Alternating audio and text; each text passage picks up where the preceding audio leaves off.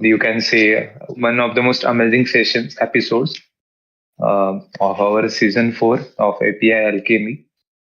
So, guys, does anyone know anything about GraphQL or anything heard about the GraphQL something till now?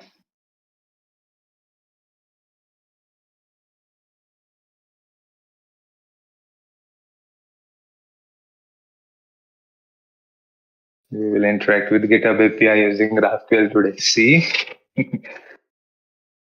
presenters are saying what they are going to present today, and I hope everyone will be excited about interacting with the GitHub API. I am also hearing these words. I'm also new to this, right?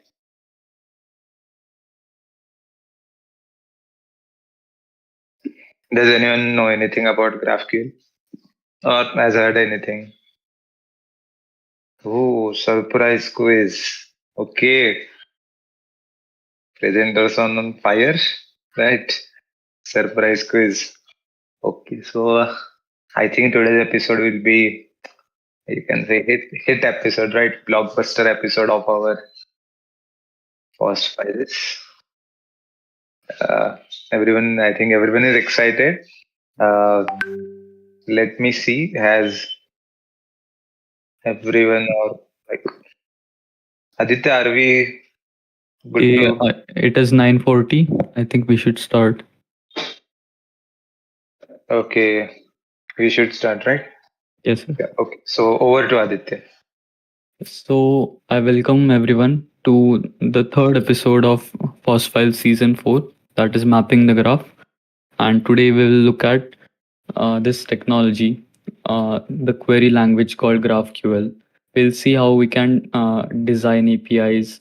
What are the basic things that are, I mean, the basics of GraphQL basically, and how we'll contrast it with the previous episodes REST APIs. You can see how they are different.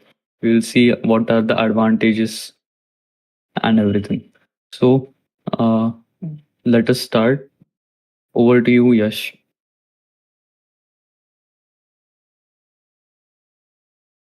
Okay. Am I audible? Yes, yes, you are. Okay.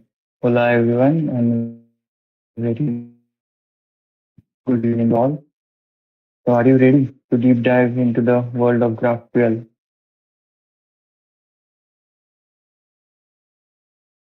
Okay. So let's start with the session. Before starting the session, I just want to request one thing.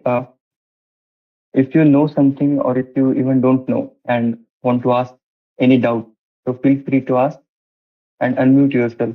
It will be more interactive if you unmute and then answer. And there is a chat section also, so be interactive. Okay, so our table of contents, what we are gonna see in this session. First will be introduction to GraphQL. Then we will see GraphQL versus REST. So you have seen the REST APIs in the previous episode. So you know and you have some idea about the REST API. In this session, we will compare GraphQL and REST API. Why GraphQL is in existence as there are REST APIs, so why we use them. You will see in this. Then there is schema. Then there is queries and mutation. This is a very important part for GraphQL as it is based on queries and mutation, and we will see how it works actually. Then there will be a demonstration of, as Aditya said, it will be of GitHub API Explorer, basically, which uses the GraphQL API. And also there will be a surprise twist as it is revealed, but you will know about it at the end. Okay, so let's move further. So before going to our GraphQL, let's take a quick flashback at our REST APIs episode. So I hope everyone was present at that episode. So can anyone answer me? What is the full form of REST?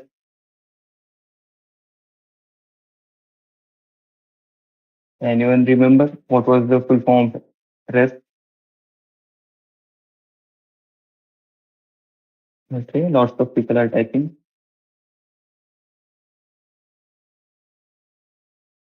Okay, so Pooja is saying representational state transfer.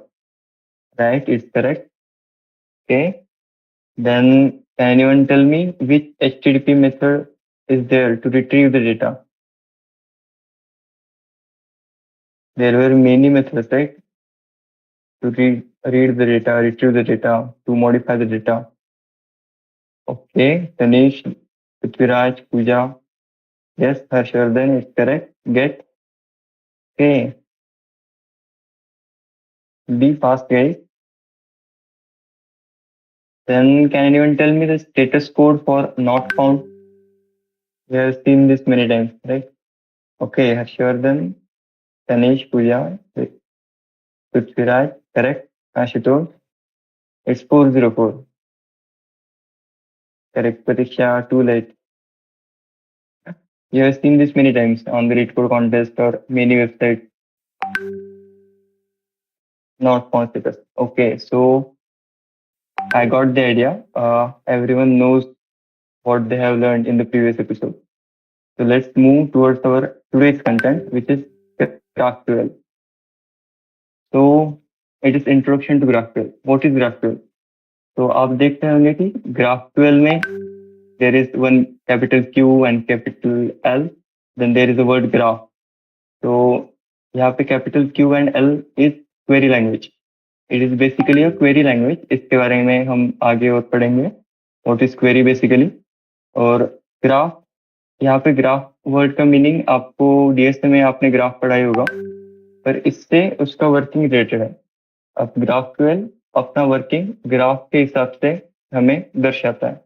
अब यहाँ पे क्या होता है, graph में जैसे nodes and edges होता है, वैसे ही ग्राफ में नोड्स रिप्रेजेंट करते हैं हमारे एंटिटी को और एजेस रिप्रेजेंट करते हैं एक एंटिटी और दूसरे एंटिटी के बीच में रिलेशन को. ओके, तो Harshvardhan saying graph data structure involved by any chance. Okay, so as directly involve नहीं होता, पर GraphQL में डेटा रिलेशन ऐसे स्टैब्लिश होते हैं कि वो ग्राफ को रिप्रेजेंट करते हैं.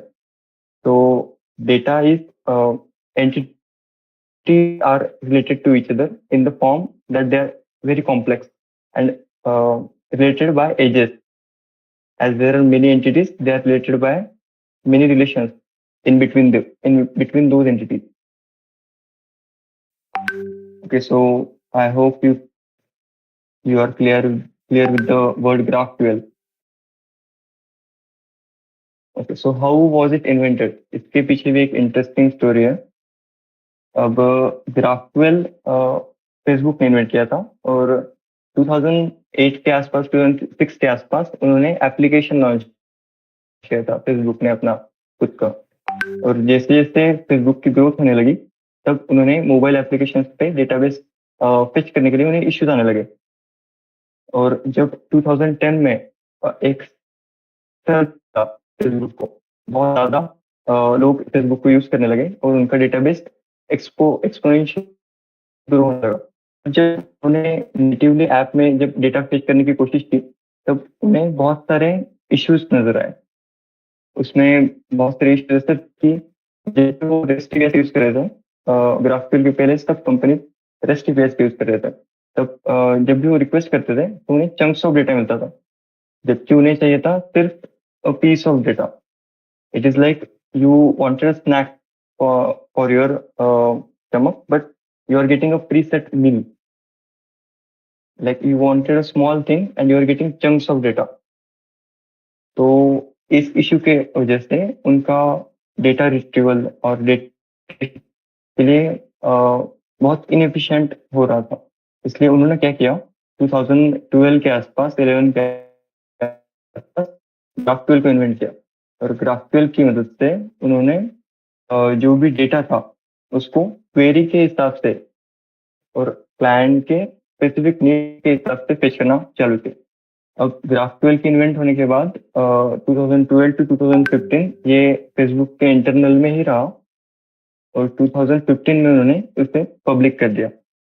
फिर उसके बाद गिटहब, लीडकोड जैसे बहुत सारी कंपनियों ने और बहुत सारी कंपनियां आज भी यूज कर रही है ग्राफक्यूएल को। और हम देखेंगे कि why it's superior or why companies are using more in GraphQL rather than REST APIs, where the REST APIs are lack. Exactly. So, our point is flexible and strongly typed. So, what do we mean by flexible and strongly typed? As GraphQL uses a query, that means it uses a specific syntax, specific schema. That's why and can request what they wanted. तो मुझे अगर कुछ specific चीजें database से चाहिए तो मैं उसी हिसाब से एक क्वेरी डिजाइन करूंगा और उस क्वेरी को मैं रिक्वेस्ट करूंगा so that I will get what I wanted, neither less nor more. And it is strongly typed. इसके बारे में आप आगे पढ़ोगे तो मैं आपको बताएगा कि why it is strongly typed, because इसमें स्कीमा यूज होता है, स्पेसिफिक टाइप यूज होता है। तो उसके बारे में आप आगे पढ़ोगे। Everyone is clear with, I hope आपको थोड़ा आइडिया आया होगा व्हाट इज ग्राफक्यूएल। तो should we move further? Is anyone having any doubt in this?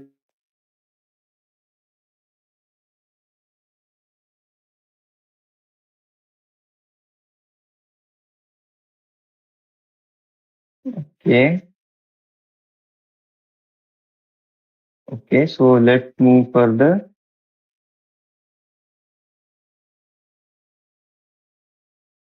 Okay, now we will see GraphQL versus REST APIs. तो हमने पिछले एपिसोड में, previous episode में देखा ही है कि REST APIs क्या होता है और उसके बारे में बहुत डिटेल में स्टडी किया था। अब हम देखेंगे कि where it lacks and why we need GraphQL exactly.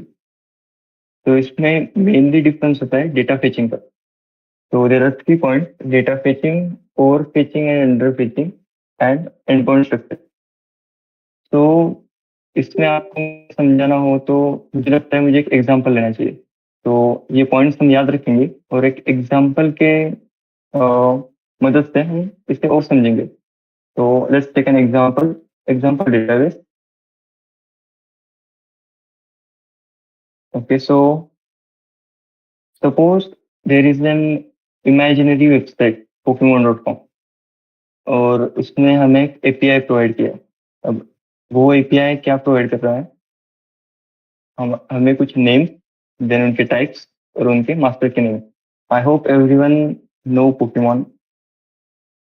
Okay, सबने चाइल्डहुड में पोकेमॉन तो देखा ही होगा, तो आप ज्यादा रिलेट कर सकते हैं इससे। Yes, right. Okay, so you can see there are names of Pokemon like Pikachu, Bulbasaur, then Charmander, Squirtle, और उनके टाइप्स है इलेक्ट्रिक, ग्रास, फायर, वाटर। फिर मास्टर के नेम्स हैं Ash, Rock, Misty, Red. Can anyone tell me their favourite Pokemon name? Mine तो Bulbasaur है।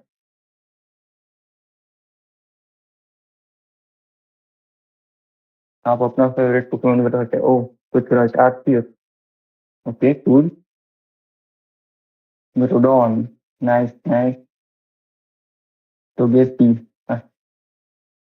Pikachu, Slowbro, nice.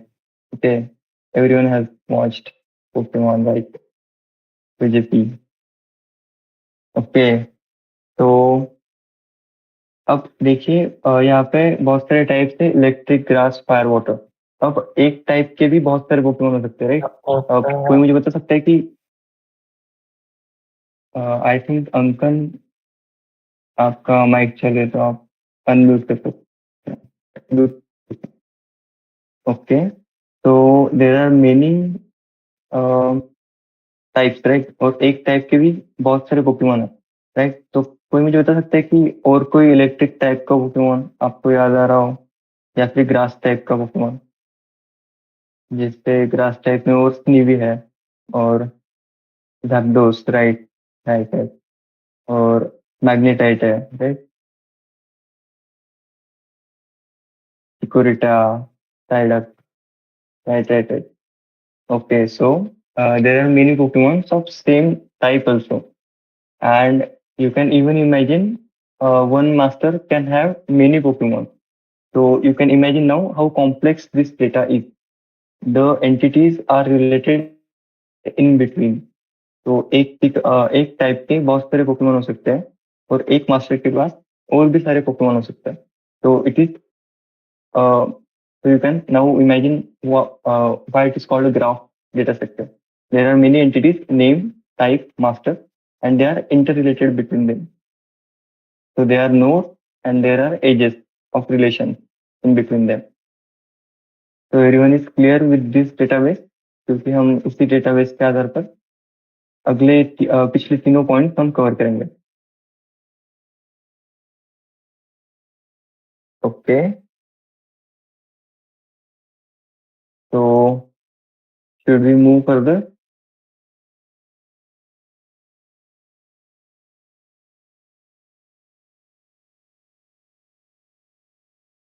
Okay. Nice. Okay, तो हमारा पहला पॉइंट क्या था? Data fetching. तो अब मुझे एक सवाल आया कि मुझे क्या करना है. अब इस डेटाबेस से मुझे सारी इंफॉर्मेशन एक पोकेमोन की निकालनी है. अब उस पोकेमोन का कुछ होगा, अब उसी पोकेमोन के रिलेटेड मुझे सारी इन्फो चाहिए. तो मैं रेस्ट यूज करूंगा. तो इसमें रेस्ट में मुझे 3 एंडपॉइंट्स पे जाना पड़ेगा. पहला एंडपॉइंट होगा नेम आईडी, फिर दूसरा होगा टेक्स्ट आईडी, फिर तीसरा होगा मास्टर आईडी. इससे मुझे तीनों इन्फॉर्मेशन मिली, नेम के बारे में, टाइप के बारे में और मास्टर के बारे में. और मुझे अगर ग्राफक्यूएल में ये चीज पॉसिबल करनी हो, तो मैं सिर्फ एक ही एंडपॉइंट पे जाऊंगा, और मैंने वहां पे एक क्वेरी लिखी होगी लाइक गेट इन्फो. तो उस क्वेरी में क्या डिफाइन होगा? तीन चीजें, नेम, टाइप और मास्टर. तो इससे क्या है, यहाँ पे रेस्ट लैक करता है. अगर मैं ग्राफ यूज करूंगा, तो मैं एक सिंगल क्वेरी के आधार पर सिंगल एंडपॉइंट स्ट्रक्चर पे जाके सारी इंफॉर्मेशन लिख सकता हूँ. पर रेस्ट में क्या होगा? रेस्ट में मुझे तीनों जगह जाना पड़ेगा, और अलग अलग एंडपॉइंट स्ट्रक्चर पर मुझे रिक्वेस्ट भेजनी पड़ेगी, HTTP रिक्वेस्ट, और वहां से मुझे JSON फॉर्मेट में आएगा. Okay, am I Audible?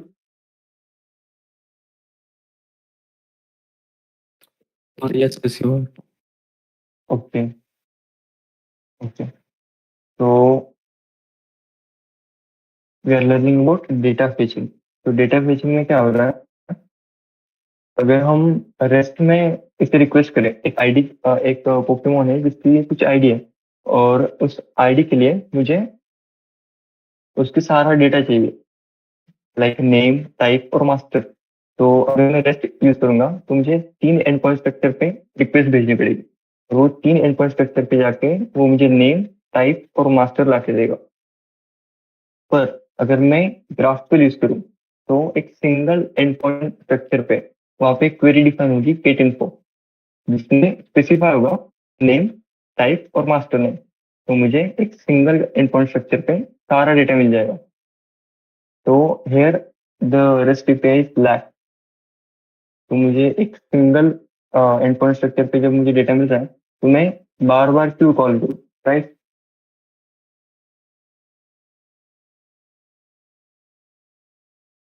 So this is the point of data fetching, where GraphQL is requesting data on the single endpoint and getting all the info in single query. Whereas in the rest, it is calling for 3 times for name, type, and then master. Everyone understood this difference? Yes, you can say, Pratiksha, less number of requests, better use of bandwidth, right? Okay, so we'll take our next point.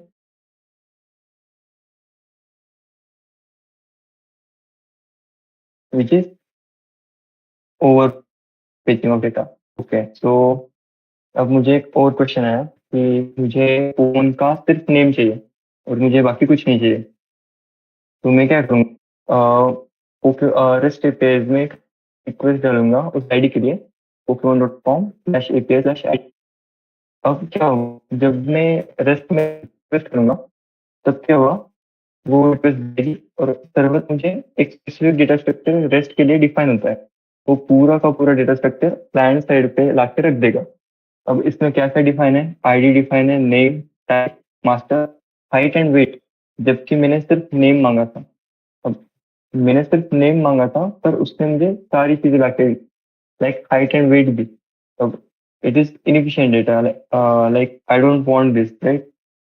But GraphQL में आप क्या कर सकते हैं, एक specific query define कर सकते हैं। अब क्वेरी में क्या होगा, क्वेरी गेट नेम, ये उस क्वेरी का नाम है और उसमें मैं डिफाइन करूंगा सिर्फ नेम, तो मुझे सिर्फ नेम चाहिए उस डेटाबेस में से। तो you can see the output on the right hand side, there is data and only name 4 is out. अब ग्राफक्यूएल ने मुझे एक सिंगल क्वेरी में ओनली स्पेसिफिक डेटा जो मुझे चाहिए था वही ला के दिया, only the name of Pokemon. And rest में क्या हुआ, रेस्ट में मुझे सारी चीजें ला के रख दी। अब आप देखो आपको क्या करना है। अब इसमें कौन सा एफिशिएंट है, क्या लगता है आपको? You wanted specific data and you get exactly that data, nothing less, nothing more. And in rest, you're getting chunks of data. The data that you don't wanted even. Obvio, yes, GraphQL. It is indeed efficient, right? Yes, yes, right. Okay. So our next point is underfetching. तो इसमें क्या होता है, इसे it is also known for, okay आवाज तरफ break होता है, only step, wait a minute.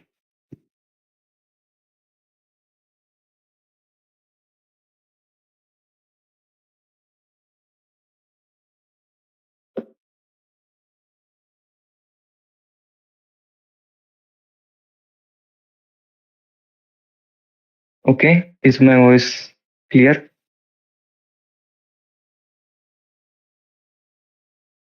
Okay, तो अब अंडर पिचिंग के बारे में पढ़ते हैं। अब अंडर पिचिंग को N+1 प्रॉब्लम के नाम से भी जाना जाता है।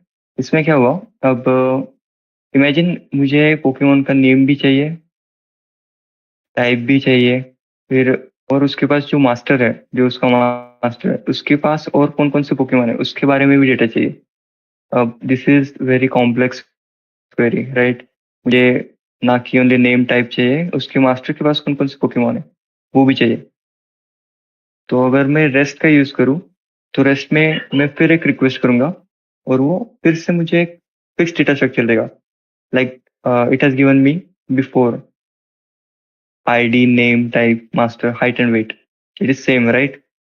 But what I wanted was, जो मास्टर है, मास्टर के पास और कौन से पोकेमोन है वो उसने नहीं दिए। It has under fetched, it has not given me the full data that I wanted.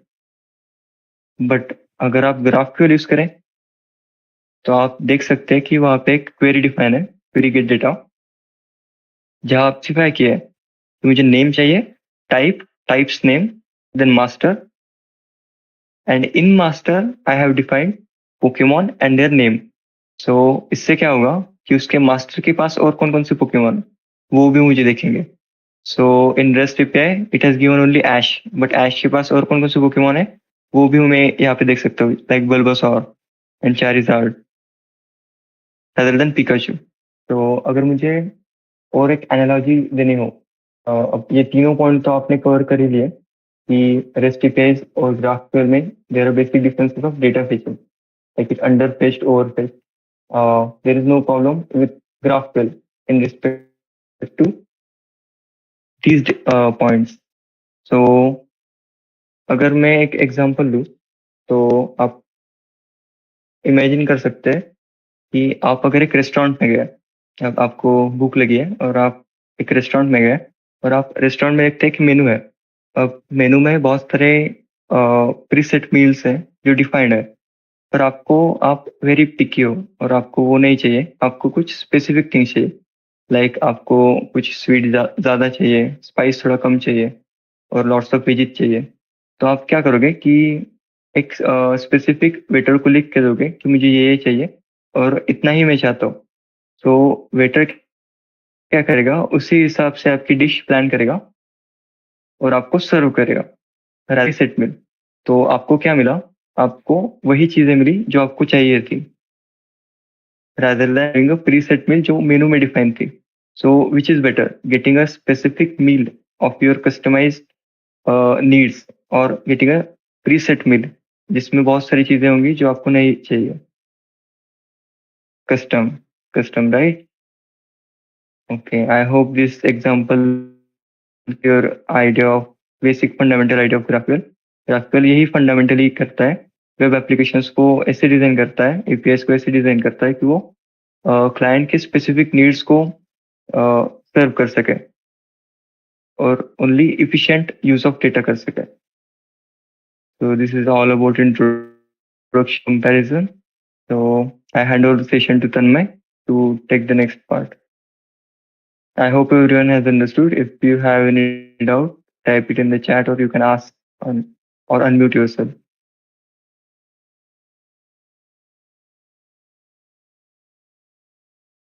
So, hello everyone. Am I audible? Yes. Yes. So, I hope everyone has understood the basics of GraphQL, how it is different from REST, what are its advantages. Now we will see that what are the core concepts of GraphQL, like how GraphQL APIs are built, what are its core concepts. So, let's start.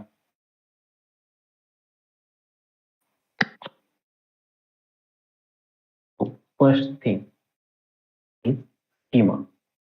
So, what do you understand by the word schema? मतलब क्या समझ में आता है schema सुन के?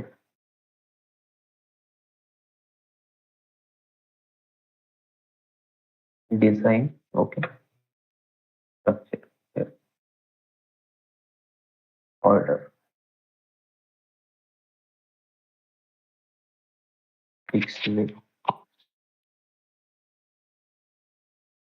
So basically, schema in GraphQL, like Harshvardhan has said structure, Pratisha said design. Basically, schema is the structure of your GraphQL API. मतलब आपके जो GraphQL API है उसका जो ब्लूप्रिंट होता है वो स्कीमा होता है। आपका जो API है उसमें इस तरह का डाटा है, उस डाटा के अंदर क्या क्या फील्ड्स है, उस फील्ड्स के क्या टाइप्स है।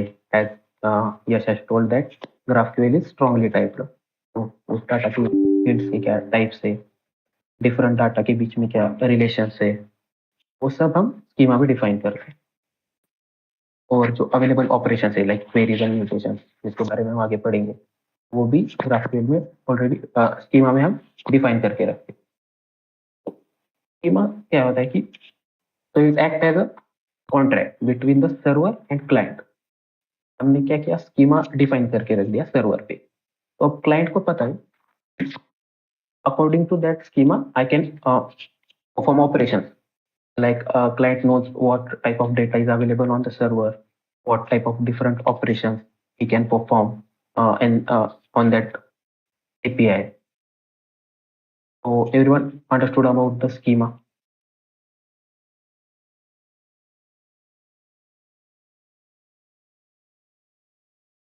So now we will see a example of a schema, that how a schema looks. If you don't understand it now, it will be just for your understanding that how a schema, GraphQL schema looks. So that I have put it here. So suppose as told you the example of the Pokemon database. Suppose you are getting the API around that database. So what different entities you have in your database, like you have master, then you have Pokemon. So now master has its ID, name, age, then the list of Pokemons, and Pokemon also has its fields. And now we define the queries which we have, like what type of operations we can perform, like masters, Pokemons. Then there are instructions. So like this, we define all our structure of our API in the schema. We will see different parts of the schema one by one.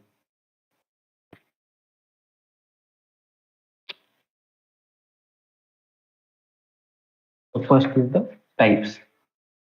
So now we know that GraphQL is the strongly typed language. What do you mean by strongly typed language? That every entity or every field in GraphQL must have a certain type. Here, every field must have a certain type. So for that, if we are defining a structure of data, every field we must define types. So GraphQL provides us some inbuilt types that are called scalar types. So that are int, float, string, boolean, and id. You must have heard about these types such as int, float, in main programming language. So these are similar to that. Using these inbuilt types, we can define our context. Like here, I have defined type Pokemon. It has different fields such as ID, name, and each field has its certain type. So everyone care about the scalar types. So scalar types are basically the inbuilt types which are provided by the GraphQL.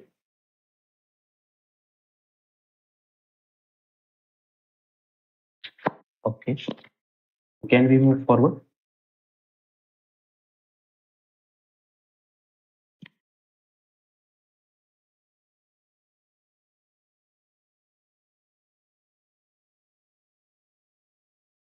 So next is the object types. Now, yes. So there is one question in the chat box that have you used a non-null assertion operators in any language? So anyone know about it? Non-null assertion operators.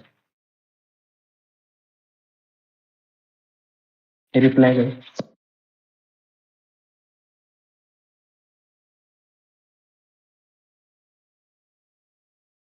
Yes, Harshvardhan said yes. So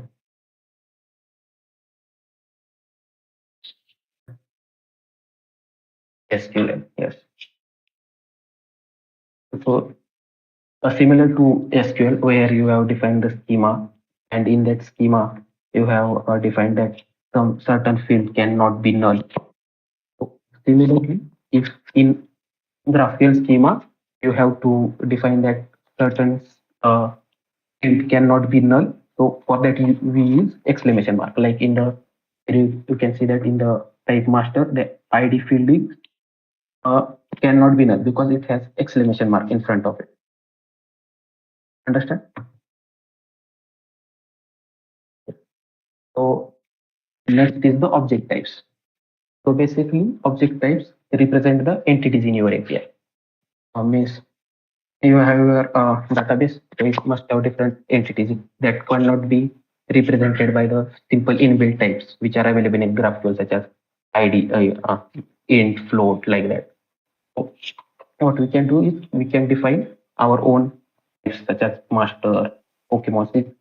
And these are like user-defined data types, you can say, which represent the structure of your data, which is available in your API. Here, I have defined type master, and it has its different field. Now here you can see that there is one field Pokemons, and which is the list of Pokemon. So basically, in GraphQL, if you have to represent a list, we simply write square brackets, and in that the type of which we want the list. So here we can see that we have created the list of Pokemon.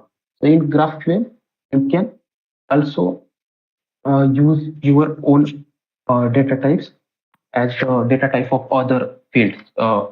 Like here, I have used the Pokemon is the list of type Pokemon. So in this way, we can also create the nested types. Like now in the type Pokemon, there is field master, which is of type master, which is our own user defined the data types. So in this way, we can create object types.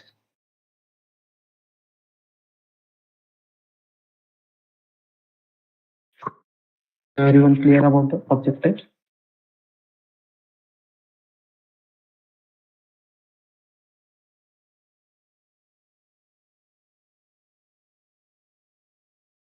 If anyone has any doubt, you can ask.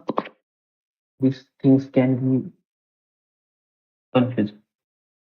Master is an object. Yes, object type. Yes, master is an object type. Also the Pokemon.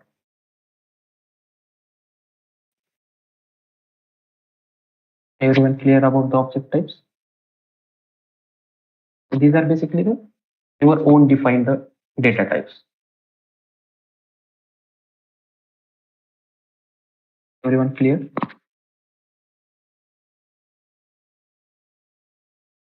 Okay. So next. So next is the enum types. So what is enum types? You must have heard about enums in other programming languages. What is enum? It is the set of values. Means suppose in Pokemon you have one field type. Now you know that there are limited number of types of Pokemon. Means there must be 30-40 types of Pokemon.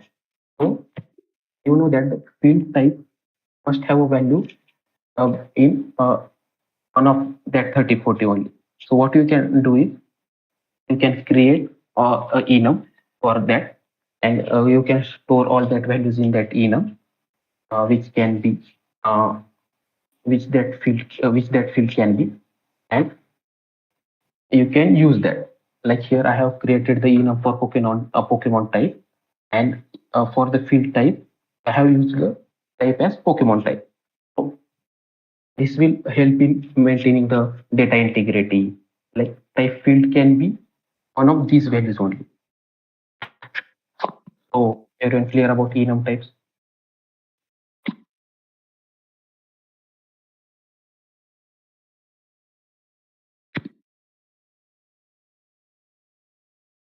Okay.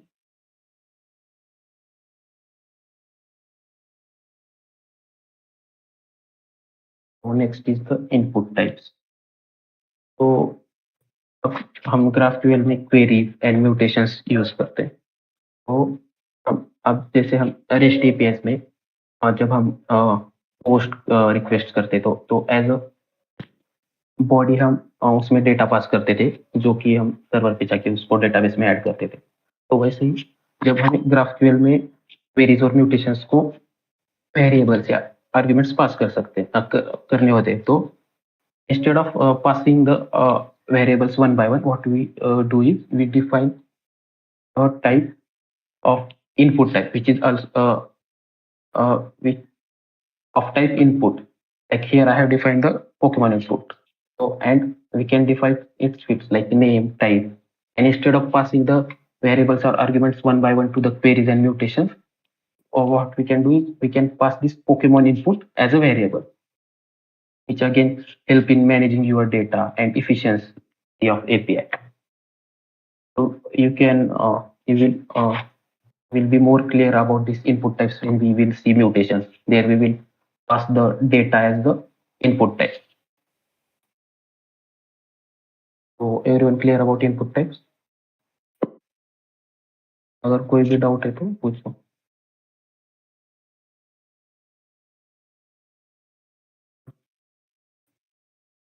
So can I move forward?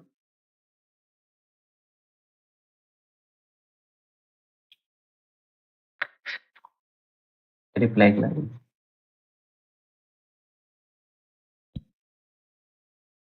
If there is any doubt, you can ask. Okay.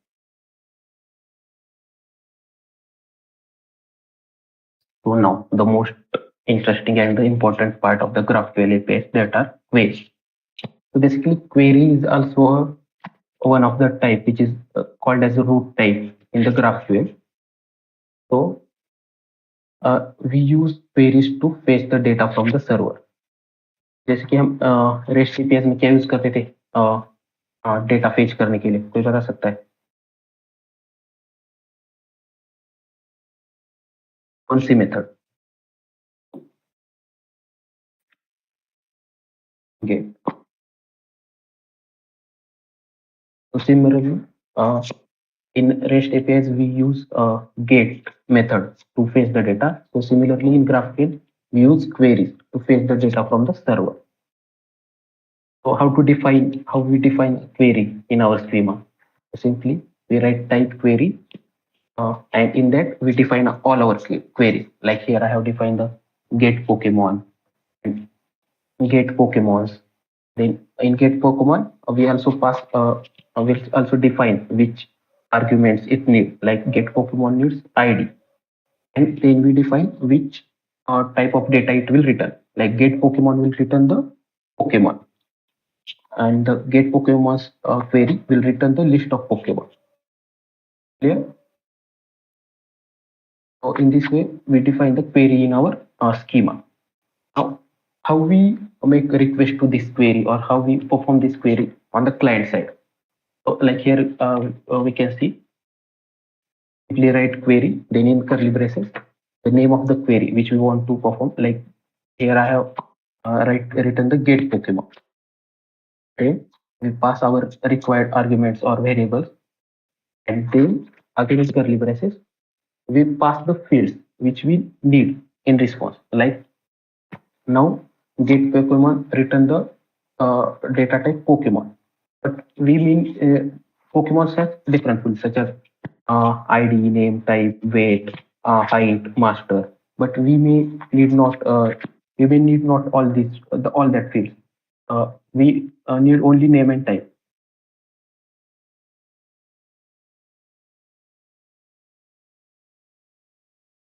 So you can also pass the, if you need the parameter for the get Pokemon. If you need, if you, now generally in get Pokemon, what we do, we fetch all the Pokemon. So there is no need of ID. In get Pokemon, we are fetching the particular Pokemon. So for that we need parameters. So that's why we are passing there. If we don't need, why will we pass the parameter? There is nothing like we cannot pass a parameter in get Pokemon. So we can also pass parameters there. Okay. Okay. So in this way we can write query like query get Pokemon, pass the variables for it like ID. Then we pass our needed fields, like we need ID, name, and type. And according to that, it will return the only that fields which we have passed, like ID, name, and type. This reduces the problem of the overfetch, which we have learned at the starting of the session, that GraphQL reduces the problem of the overfetching, because it only fetches that much data which we have asked for. Like here I have asked for only ID, name, and type. Only that much data has been received. Everyone clear about queries, like how we define queries and how we perform queries? Okay.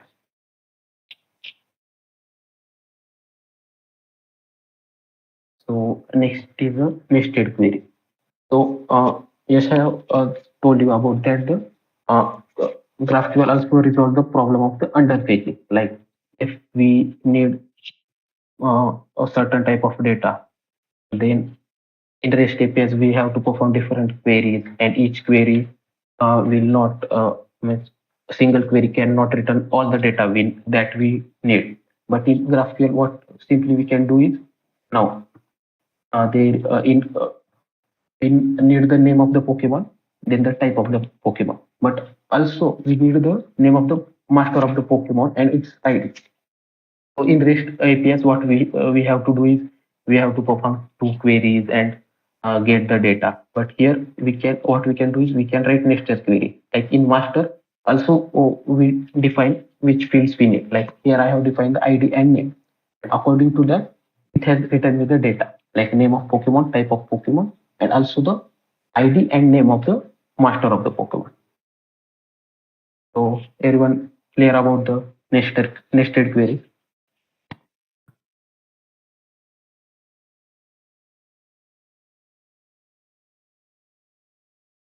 Hello, everyone clear about the nested query?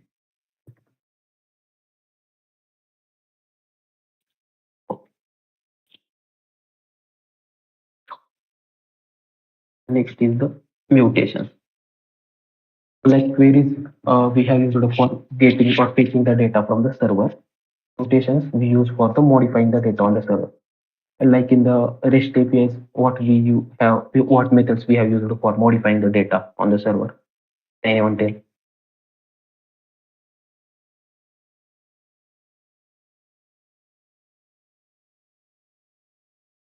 Can anyone tell what methods we have used for modifying data on the server in REST APIs? No one?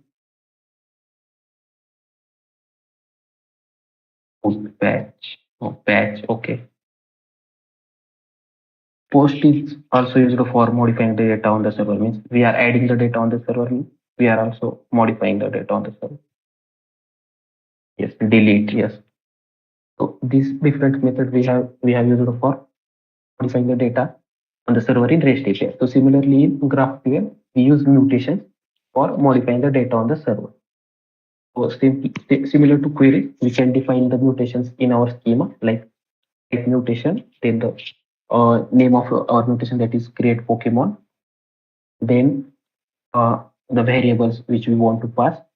And now here you can see that here instead of passing the variables one by one, name and type, what we have done is we have created the Pokemon input of type input, and in that we define all the fields which we need to pass, like name and type.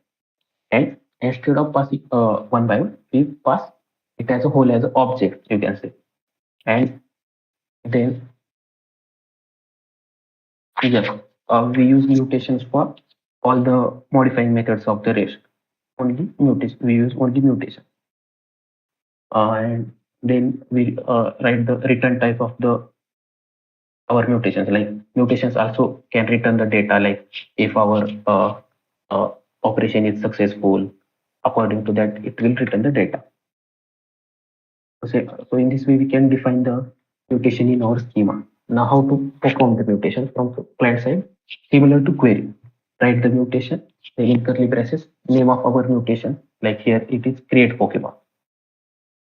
Then pass the required variables or arguments which we want to pass, like name, type here, and then define the fields which we want in return, like ID, name, type. After creation of Pokemon, it will return ID, name, and type. In this way, we can perform mutations. Similar to query. So, everyone clear about the mutations?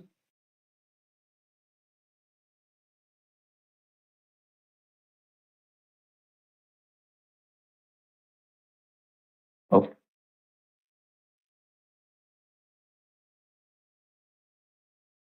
So, next part is resolvers. So basically, now you have defined the queries and mutations in your GraphQL schema. But the actual logic of that queries and mutations is when that query or mutation is called from the client.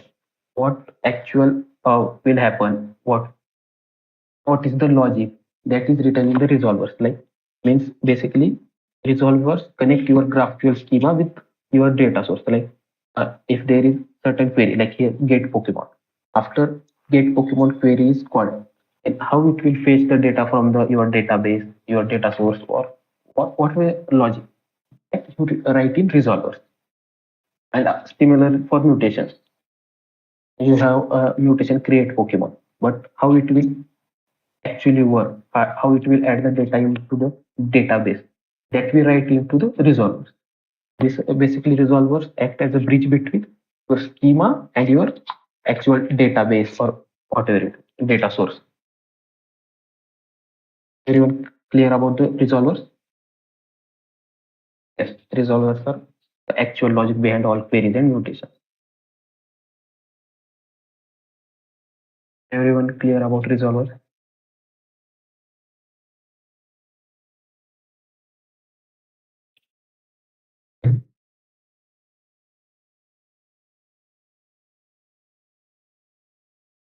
Each query and mutation, you must have a resolver.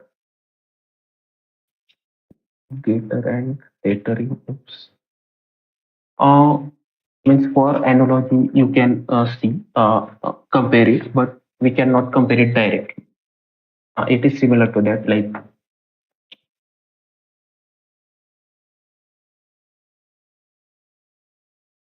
everyone clear about resolver?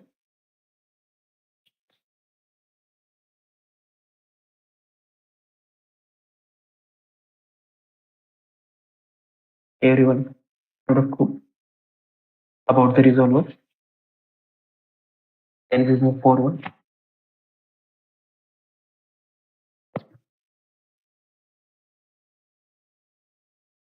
Okay.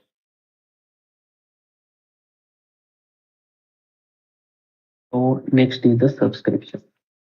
So now we have queries and mutations for the fetching the data from the server, mutations for modifying the data on the server. But GraphQL also provides you with one more feature, that is the subscription. What are subscription? It allows clients to receive real-time updates from the server. Means what that subscriptions do is it make a continuous connection between the client and the server, and in chat applications or many other applications, we need the real-time communication. For that purpose, we use the subscriptions. So how subscriptions working on the publish and the subscribe pattern.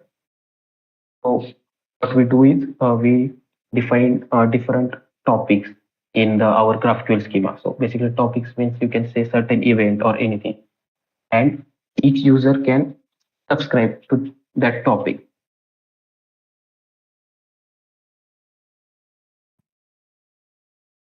We can subscribe to the user can subscribe to that topic, and whenever there is certain events happen on the server, what server will do is it will publish message on that topic. All the users who have subscribed to that topic will receive that message. So everyone clear about the subscription? Basically, it is for the real-time communication between the server and the client.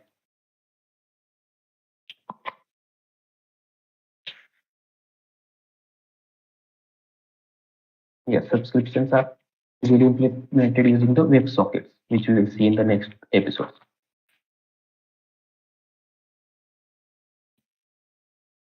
So can we move forward?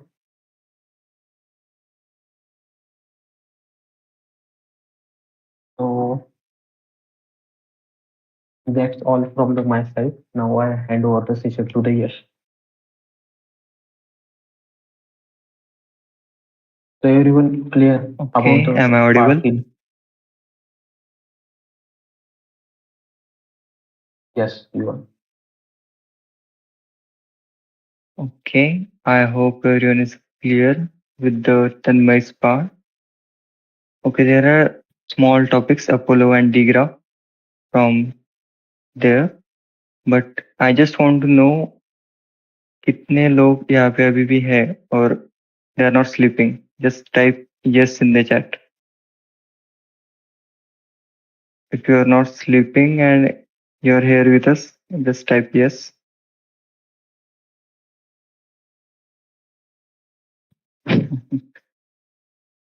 Okay, Vishal's first comment.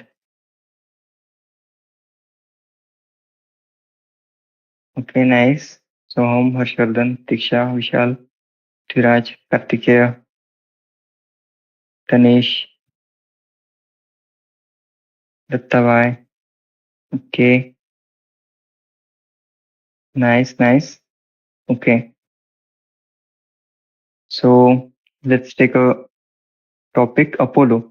So Apollo is family of technologies that is provided for GraphQL. It is for more efficient use of GraphQL. so that we can build more efficient GraphQL APIs. It manages various states like cache management, state management. अब Apollo में 3 topics आते हैं which is GraphQL client and server. आप basically एक client and server host कर सकते हैं Apollo की मदद से.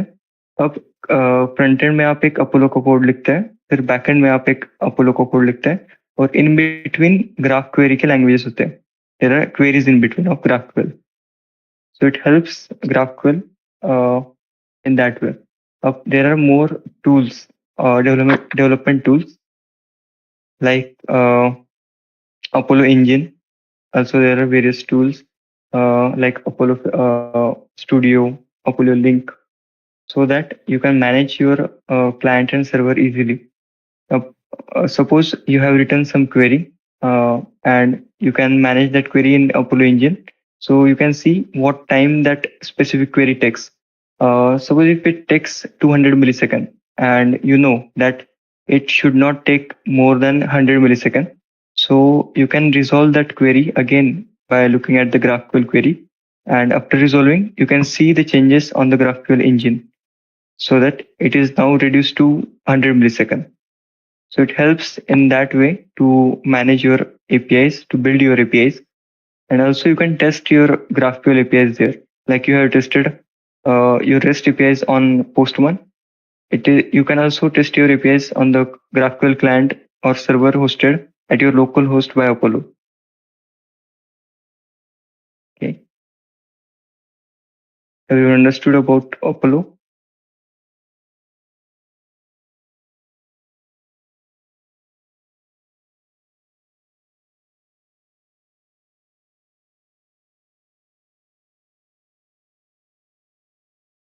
Basically, it is a family of tools which supports GraphQL.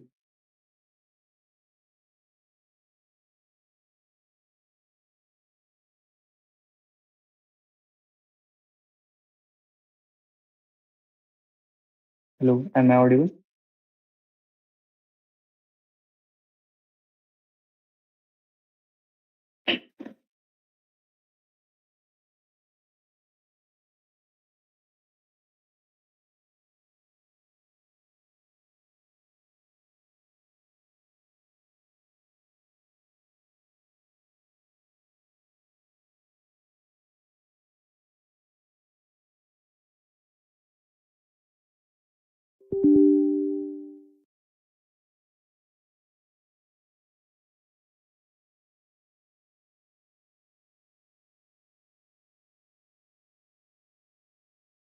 Okay.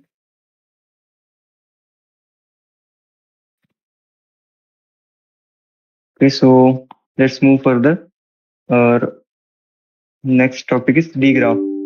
So what do you mean by dgraph? It is a database which is basically a graph database. So there are many databases which are based on graph. Like there is various databases which uses the graph as a database. But dgraph, why dgraph is famous for because it uses GraphQL natively. It is basically specifically designed for GraphQL developers so that they can efficiently use database which is based on graph data structures to efficiently interact with the database using GraphQL. So if you know GraphQL better, you can easily manage dgraph. So it is database for developers who are using GraphQL right now. There are many databases like Titan, which also are graph databases. But dgraph is recently popular because it uses GraphQL. As you know now, why GraphQL is more efficient. So more developers are preferring dgraph right now.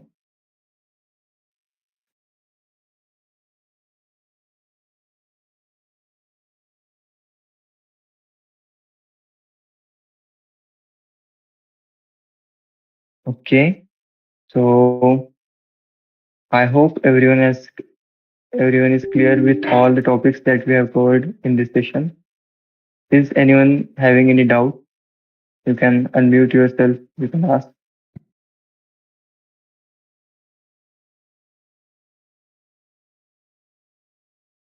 Okay.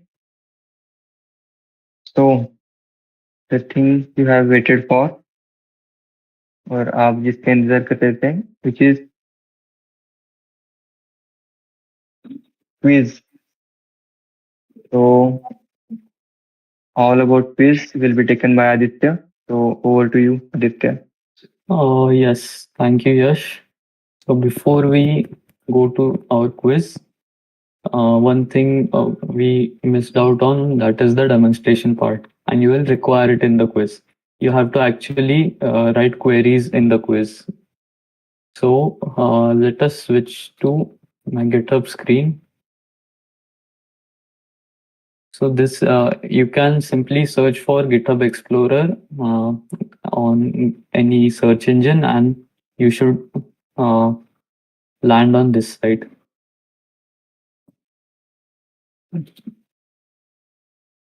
I'll demonstrate how to use the GitHub API. Simply, we'll perform some simple queries, and we'll see how we can use GraphQL. Okay, I'll send the link.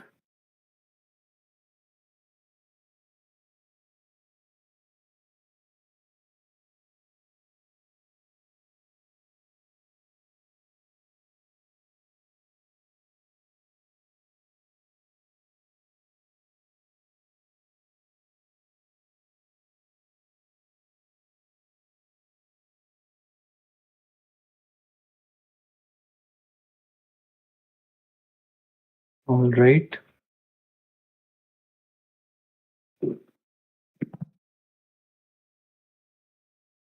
So, firstly, the the most basic thing that you can do, start with the query.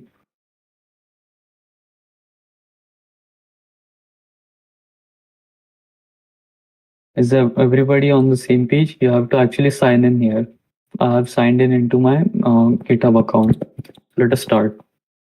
Firstly, if uh, we know that the schema is defined, right, for GraphQL. So this allows us for a very interesting thing. We can actually have things like autocomplete and suggestions like your views in your editor. And we can simply use the keyboard shortcut control and spacebar. You'll see all the resources, all the types that are available to you. Can everybody see this? You can see everything on the which is available on the GitHub pages, actually, the code of conduct and the licenses, marketplace, notes, organization. So all of this, you can imagine that the GitHub front end is actually querying to this API to fetch the data it has to display.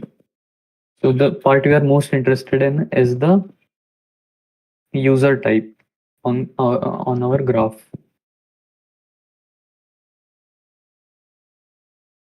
So let me type user, and if we look at it,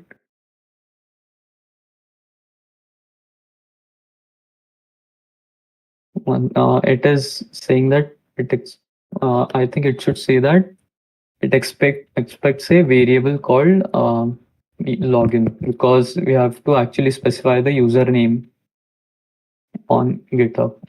So I'll put in my username.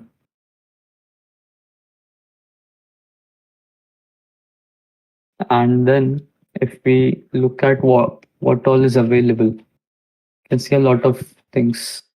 Let us start with, I think we can fetch the name,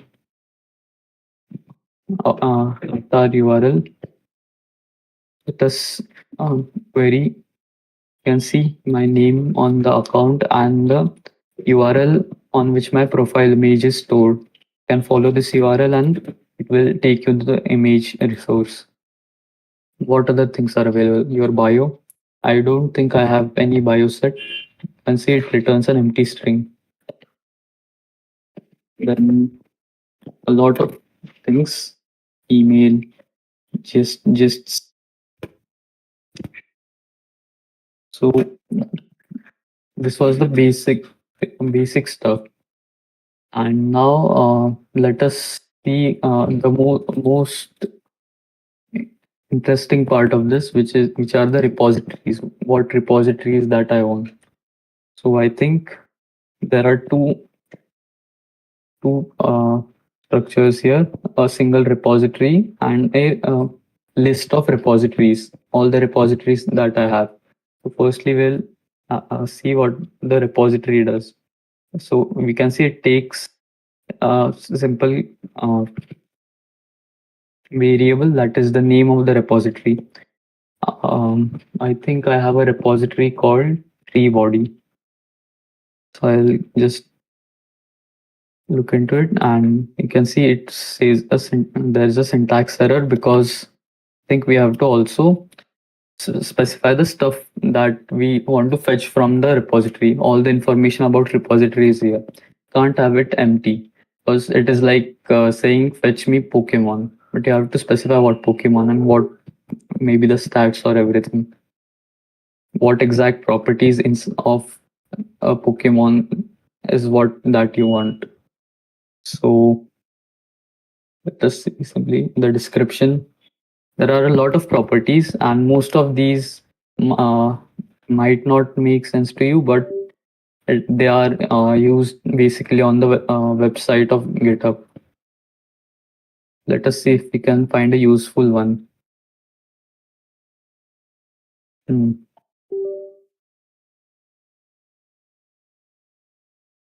Let's say is private. So if my repository is private or not, let us query all this. You can see in the repository, I got the description and the Boolean value if that it is private or not. So this was about fetching information of a repository. Is everybody following me? Everybody understanding?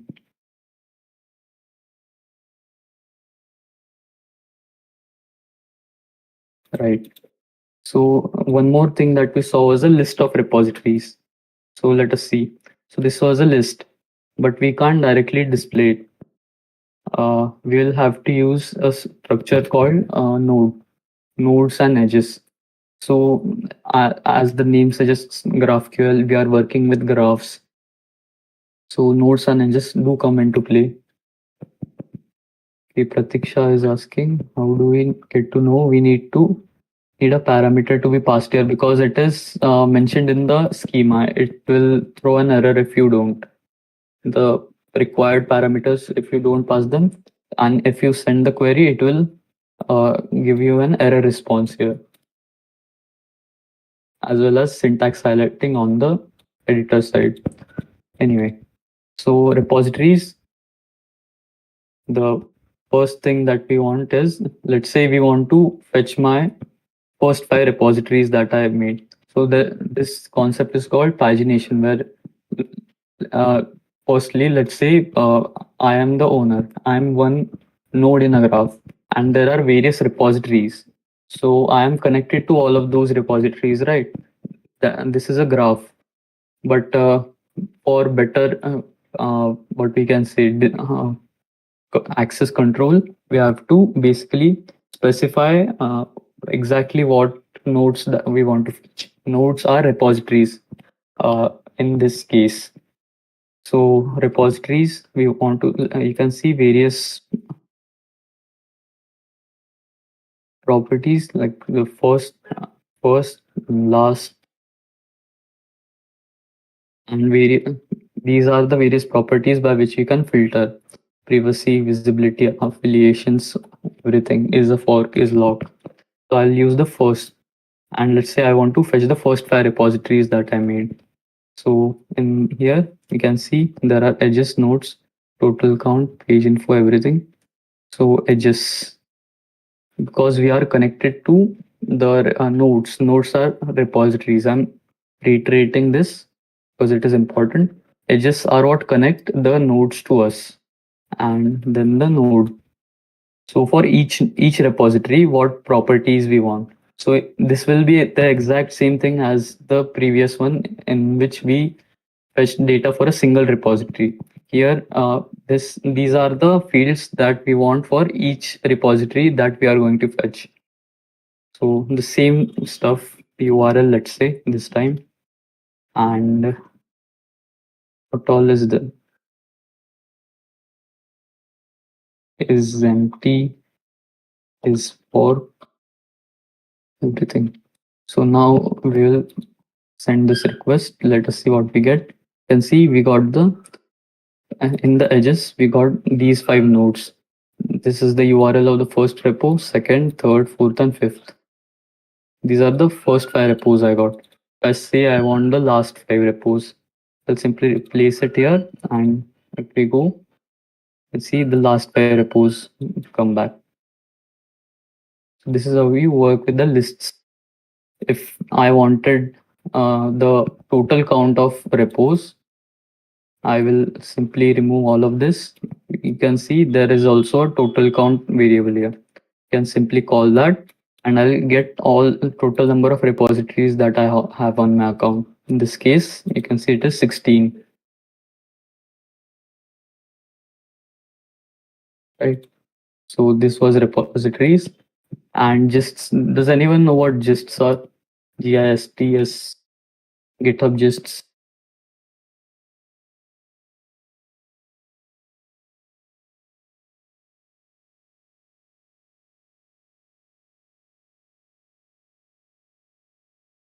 Nope. So they are basically, you can say, we can share code snippets on it. They are not a full-fledged repo. I mean, they are, but it contains only one file. So they are basically, you can say it is similar to a repository. The API should be exactly the same. You can see gist, and again gists, the list of gists. Again, I can get the total count. I think I have just one.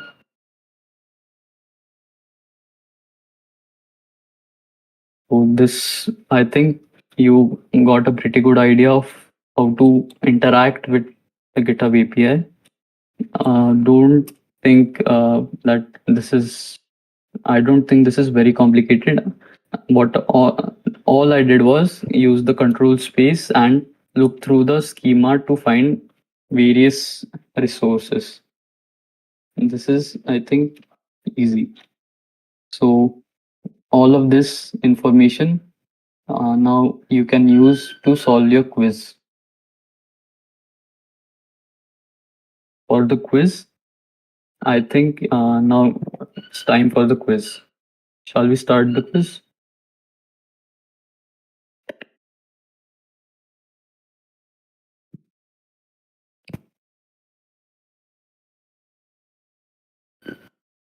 Did anyone follow along though with me?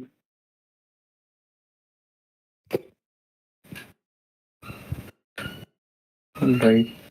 So for the quiz, you simply go to this domain tanmay.fun.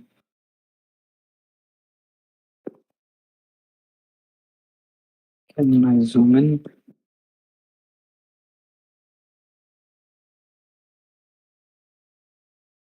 Is my screen visible? Okay.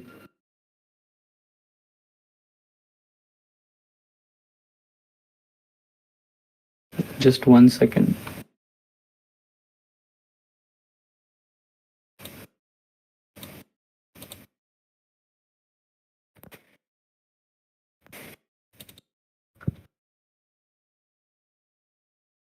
Right now it should be visible.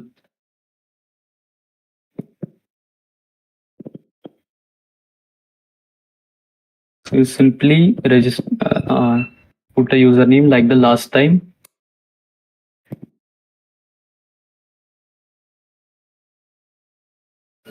And register, and then we can log in to start the quiz. Can start.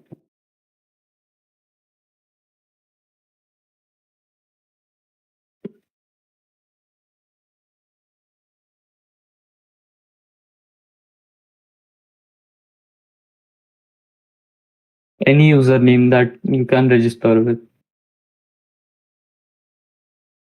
Okay, I think it started.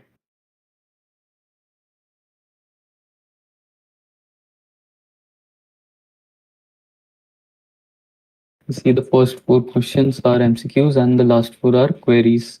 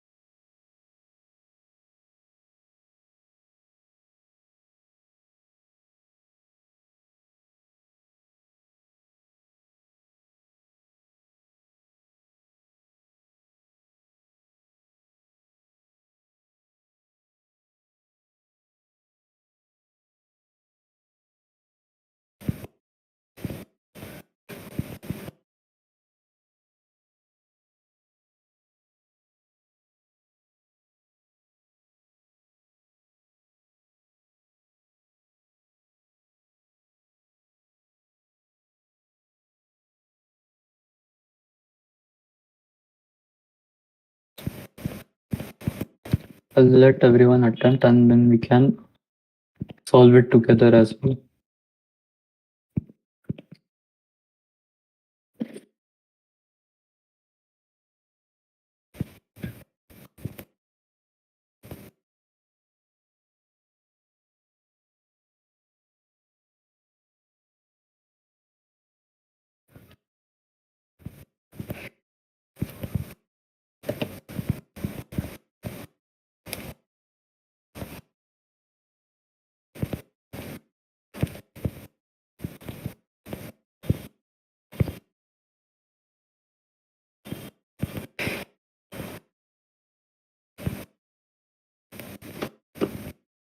For the fourth question, you can see the question is you have to write a query for finding out the first name created by Swaradini.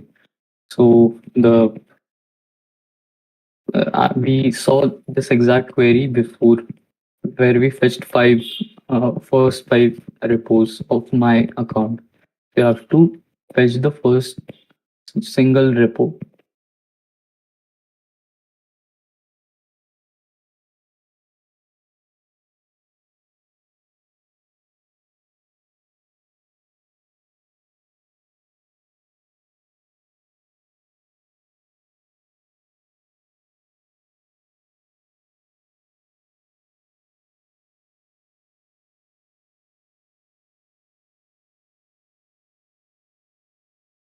You have to write the query, right?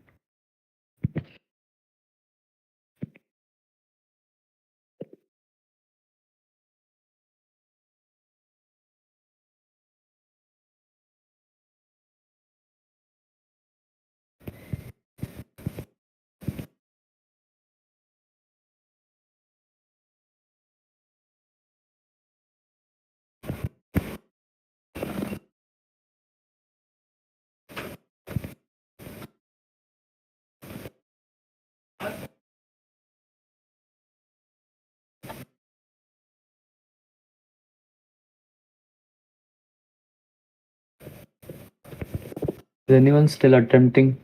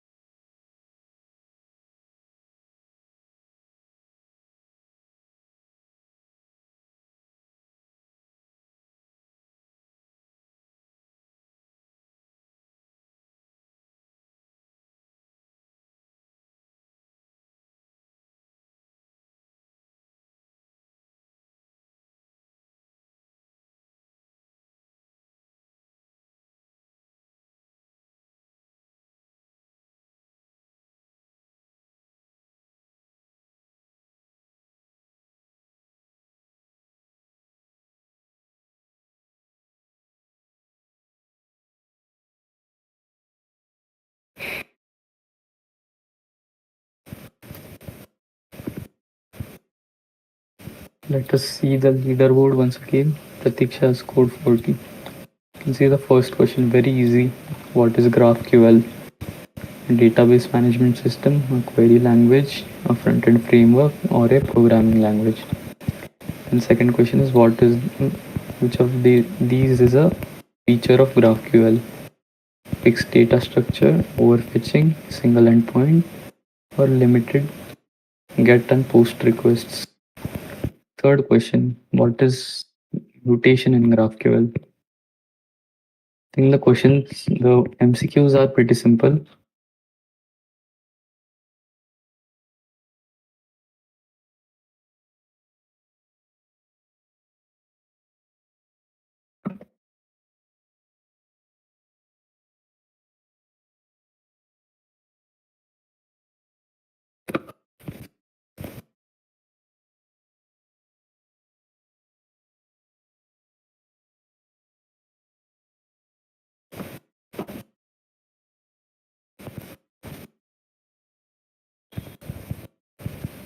So let's check the leaderboard once again. First is Pratiksha, second is Captain Tux, third is Miku 17.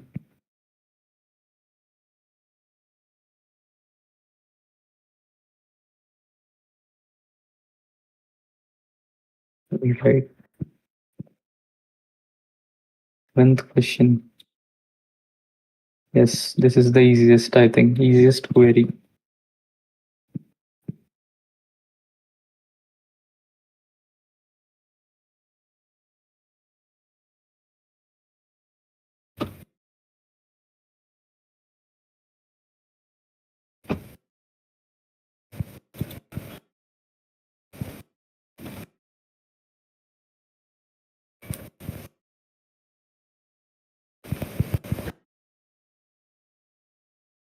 Let's look at the fifth question. Write a query on GitHub Explorer to find the ID just created by the user.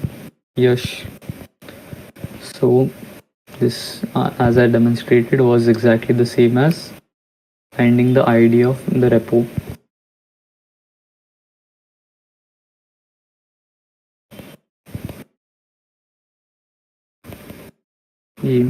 Write a query for finding out the number of repositories. We did this exact question.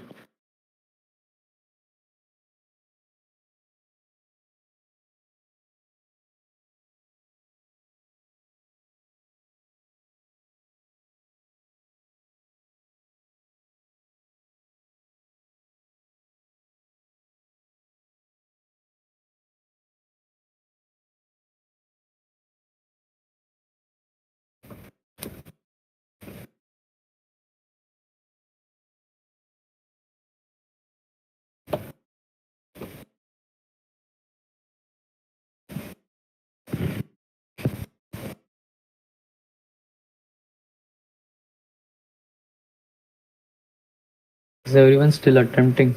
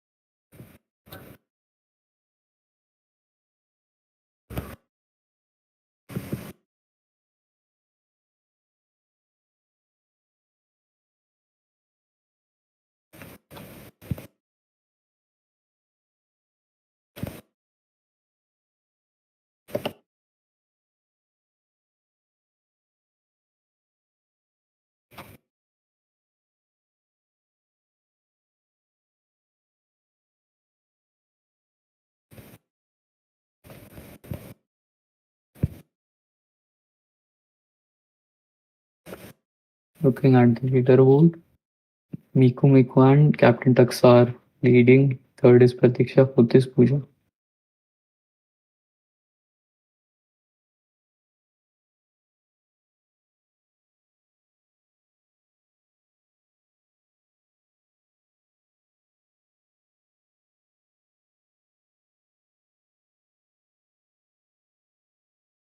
So should we start solving the questions? Is anyone still attempting?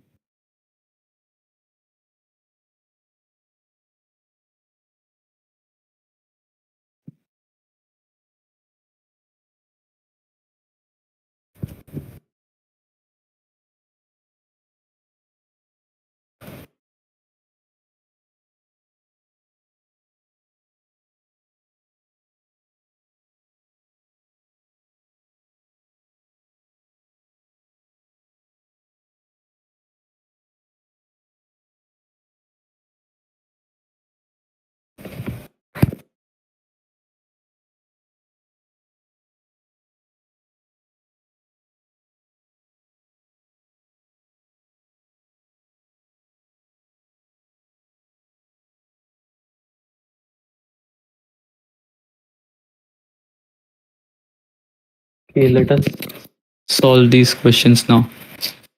The first question, very simple. What is GraphQL? What do you think is the answer?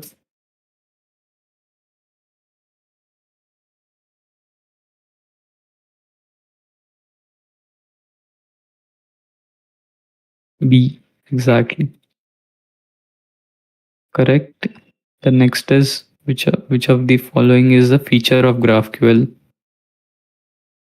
Think single endpoint for queries. C. Right. Hmm. What is a mutation in GraphQL?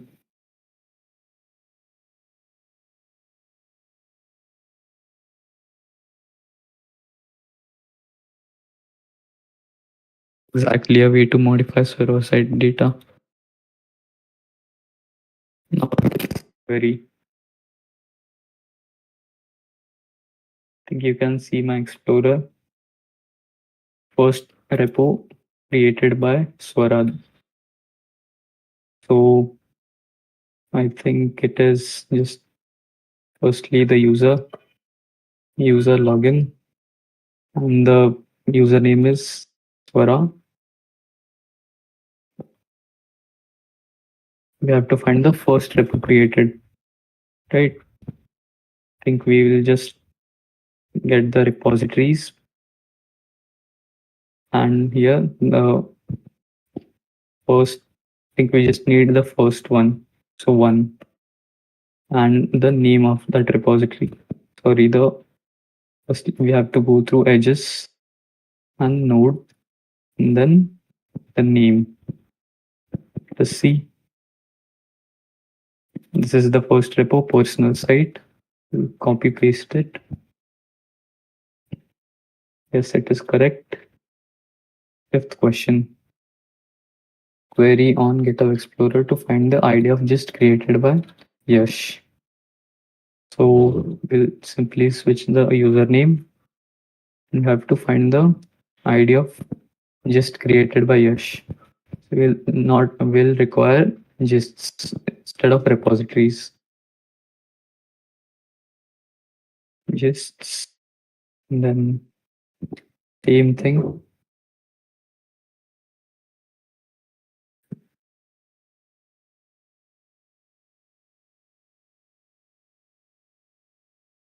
A lot of people submitted the code. It's all right. First, think the first repo again, but I'll still say 5.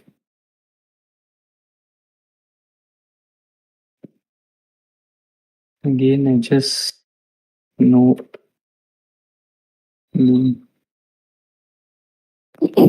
See, this is the name. This is actually the hash of the gist created. You can submit.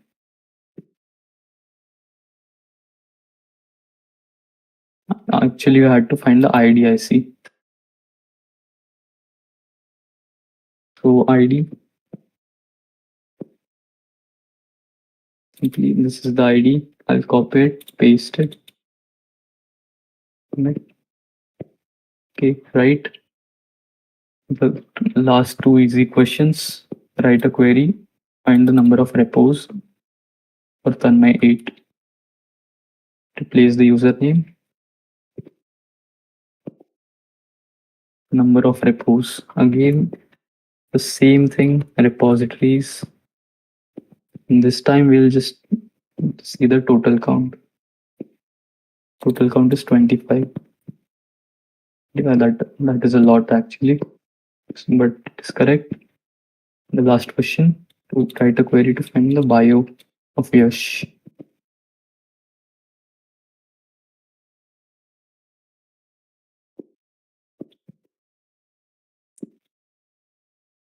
I think it is simply bio. Yep, 4 is the magical number. We have our final answer. I'll submit the quiz. So all the questions solved successfully. You can see 70 out of 70.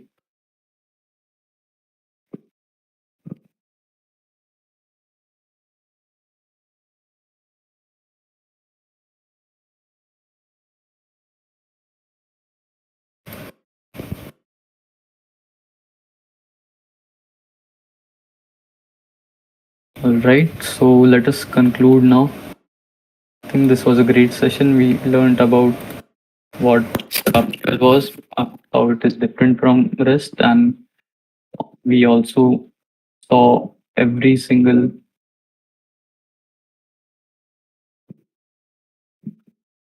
just 1 second. Yes, I think today's session was great, and yes, you should explore the GitHub API more. Definitely. Enjoyed the quiz, couldn't win this time. Definitely. So I thank you all for joining in to this episode of API Alchemy, and we'll see you in the next episode. Next one will be on remote procedure calls.